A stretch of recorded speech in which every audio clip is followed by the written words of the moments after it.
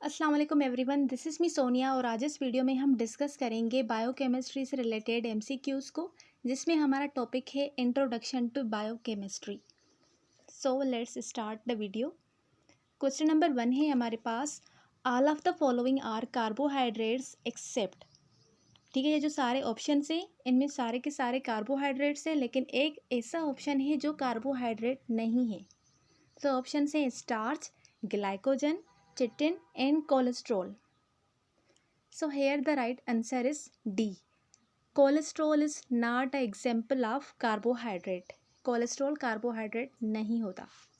Otherwise starch, glycogen and chitin are the example of carbohydrate. Next, question number 2. The structure contain which functional group? Now इस structure के ऊपर focus करें। इस structure में कौन सा फंक्शनल ग्रुप प्रेजेंट है? Either it is aldehyde, ketone, amino और carboxyl. So here the right answer is B, ketone. अगर गौर करें बीच में तो there is C double bond O which is the functional group about ketone. Otherwise aldehyde में CHO होता है। ठीक है, अमाइनो में there must be nitrogen and carboxyl में 2 टाइम्स ऑक्सीजन आ जाती है। तो here the right answer is B, ketone. Next, fatty acids that are unsaturated. वो फैटी एसिड्स जिनकी जो कैरेक्टरिस्टिक्स हैं वो अनसेचुरेटेड है, तो उनमें कौन सी कैरेक्टरिस्टिक्स आ जाती है? ऑप्शन है हमारे पास एन अमाइनो ग्रुप, उनके पास अमाइनो ग्रुप होता है। B is double bond, C is an excess of proton, D is a carboxyl group. तो ये जो सारे ऑप्शन हैं इनमें से कौन सा वो ऑप्शन है जिसकी वजह से फैटी एसिड अनसेचुरेटेड होते हैं? So here the right answer is B, a double bond. Double bond की वजह से हम फैटी एसिड्स को अनसेचुरेटेड बोलते हैं, और जिसमें सिंगल बॉन्ड होता है उनको हम सेचुरेटेड बोलते हैं। अदरवाइज जिसमें डबल या फिर ट्रिपल है तो वो अनसेचुरेटेड होते हैं। So the right answer is B. Next, the structure below is. ये जो स्ट्रक्चर है इसके ऊपर फोकस करें, ये किस चीज़ का स्ट्रक्चर है? सो ऑप्शन है हमारे पास monosaccharide, disaccharide, lipid, polymer. So here the right answer is B. This is the structure of disaccharide, which is the example or type of carbohydrate. Okay, तो ये स्ट्रक्चर जो है वो किसका है? डाइसैचराइड्स का स्ट्रक्चर है। सो the right answer is B. Next, question number 5. Which of the following can have a quaternary structure? अब नीचे जो एग्जाम्पल्स हैं यानी नीचे जो ऑप्शंस हैं जिसमें fatty acid, protein, polysaccharide and DNA, ये सारे मैक्रोमॉलिक्यूल्स हैं। अब इन मैक्रोमॉलिक्यूल्स में कौन सा वो स्ट्रक्चर है जिसमें क्वाटरनरी स्ट्रक्चर भी आ जाता है? So here the right answer is B, protein. हमने डिस्कस किया है प्रोटीन के टाइप्स होते हैं primary, secondary, tertiary and quaternary. So the right answer is B. Next, question number 6.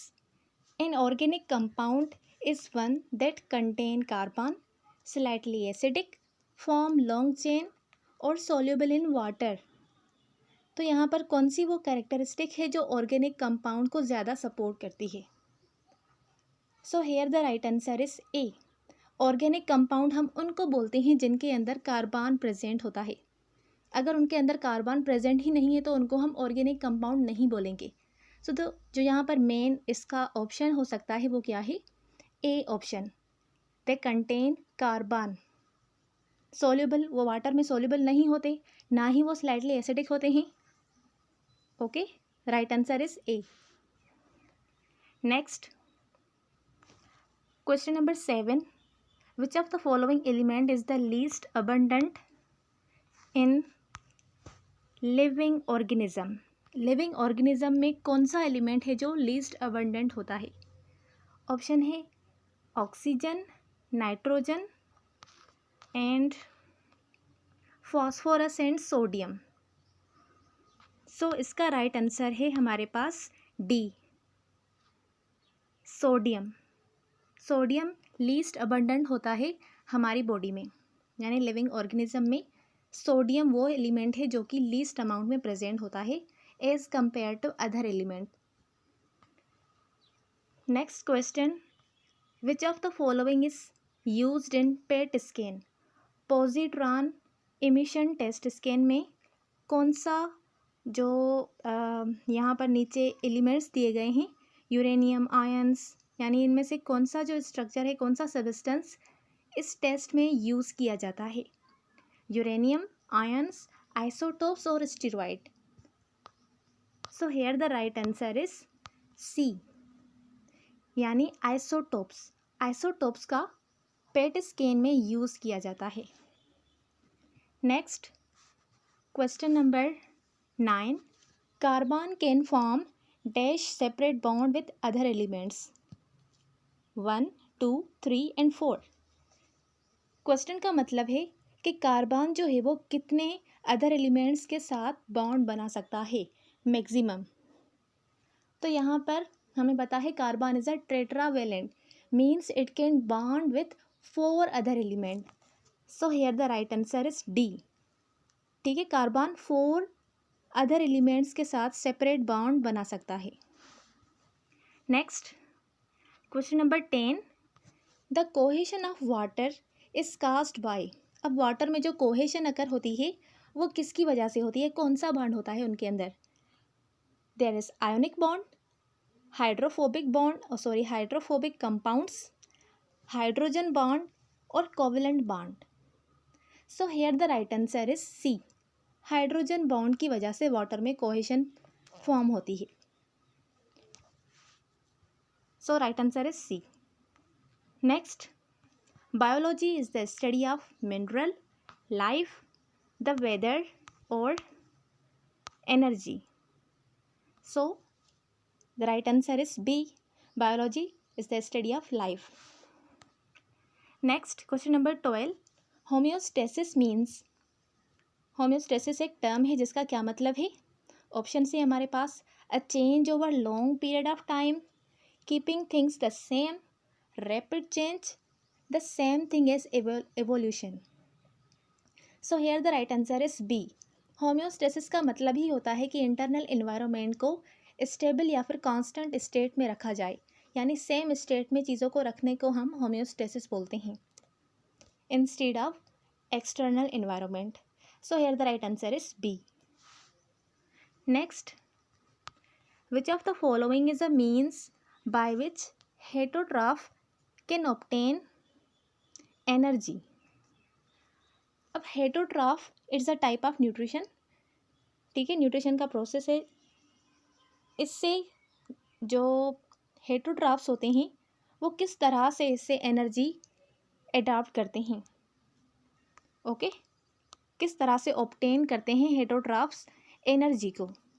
So option से हमारे पास using water, carbon dioxide and energy from sun to produce sugar, B using water and carbon dioxide to produce energy rich compound, and C consuming autotroph, D consuming simple chemical from environment and using them to assemble complex chemicals and structure needed by the organism.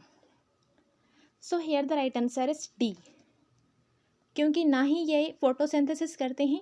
Photosynthesis में क्या होता है, वो water, carbon dioxide और energy को use करके, जो सन की एनर्जी है उसको यूज़ करके शुगर प्रोड्यूस करते हैं। तो यहाँ पर ये हेटरोट्रॉफ है, यानी ये दूसरी चीज़ों से अपनी न्यूट्रिशन लेते हैं, एनर्जी लेते हैं। तो इसका राइट आंसर है डी, यानी ये सिंपल केमिकल, जो सिंपल केमिकल्स होते हैं इन्वायरमेंट में उनको यूज़ करके वो उनसे एनर्जी लेता है। सो the right answer is D. Next question number 14, which of the following is not necessarily a distinct property of living things. So homeostasis, complexity, metabolism, reproduction. अब यहाँ पर कौन सी ऐसी चीज़ है, कौन सी ऐसी प्रॉपर्टी है जो कि इतनी नेसेसरी नहीं है सभी लिविंग थिंग्स के लिए? तो अगेन होम्योस्टेसिस जो है वो भी सब में होनी चाहिए. इंटरनल इन्वायरमेंट जो है वो बैलेंस होना चाहिए. मेटाबॉलिज्म हर लिविंग मटेरियल में होती है. उसके अलावा रिप्रोडक्शन भी होती है ताकि वो अपनी जनरेशन को आगे बढ़ा सके. So the right answer is C, complexity. Okay, next question number 15. All organisms are composed of diatoms, cells, cellulose, none of the above. So here the right answer is C. जो भी organisms हैं वो सारे के सारे cell से composed होते हैं. So this was the whole about biochemistry MCQs. I hope कि आपको आज की वीडियो क्लियर हुई होगी. मिलते हैं अगले वीडियो में, तब तक के लिए अल्लाह हाफिज़.